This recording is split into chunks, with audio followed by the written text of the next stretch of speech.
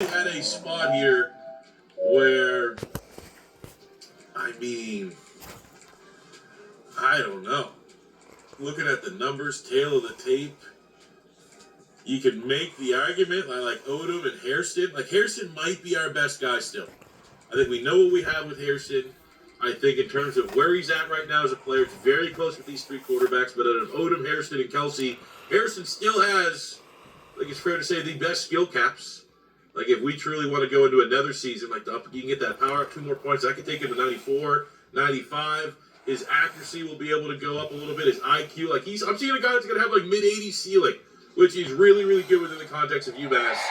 But it is still a long way of saying, be it this upcoming recruiting cycle, be it next year's transfer portal, I still don't know if we have the quarterback that is going to take this team to the levels we want to see, which is dominate the MAC, look at maybe joining the ACC, maybe look at joining the Big Ten eventually, and then going on and becoming a powerhouse and winning a national title. You know, we did it with Hawaii in a 5-year period. So within that same kind of discussion, we've got to be starting to look at, do we have that quarterback on the roster that's going to be that guy? And I don't know if that's the case, which sucks.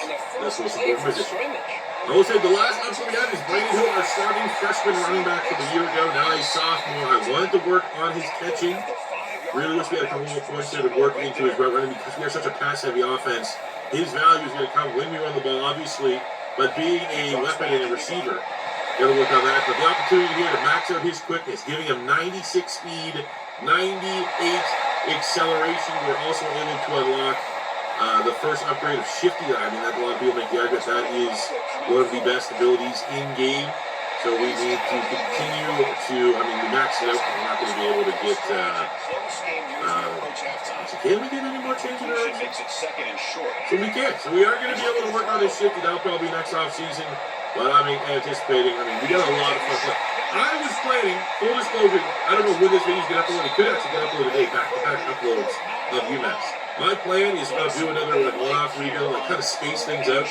And all I thought about when I went to bed and I woke up this morning, I was like, what am I going to work on? I just wanted to do UMass again. It's because of these fun plays. That is why I love doing these cupcake schools. Because listen, hopefully you guys are the same. If you 1 o'clock in the afternoon, there's no game that you have any care on, or you're maybe an East Coast guy, and it's a local game, and you see UMass playing, and you see Hairston, you see Hood, you see the great Cookie DeCierro, you see Harding, you see Dia Johnson out there for UMass, you're going to go, oh yeah, I saw that guy Seaport's video, let's freaking go, that's it.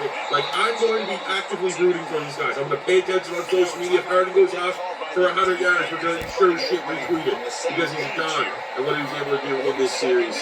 And I want another year. I want to see what these guys can do in year 2 to improve upon that 7-6 record from year 1. I think sky's the limit. I think this year already, we have the squad to compete for a MAC championship game at a minimum. The big look at our schedule, I went in a modified week 1 and 3. UConn and Boston College are the 2 rivalry games for UMass. I didn't have them scheduled at all last year. I didn't have them scheduled off this year, so we're going to take UConn at home. We're going to have a little bit of a breather against FCS, and then we're going to schedule Boston College on the road. That should be a really fun test, a good measuring stick of where we're at. What you need to remember from last year is that the MAC was technically the most competitive conference in all of college football.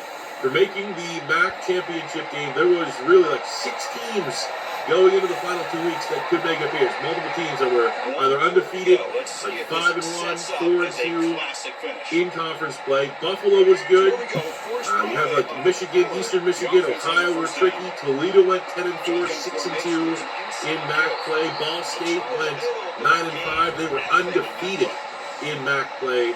We get Akron. Let's have a little bit of fun here with Hawaii on the road, just to pay homage to our first college football playoff. Hawaii was pretty good last year. 8-5, 5.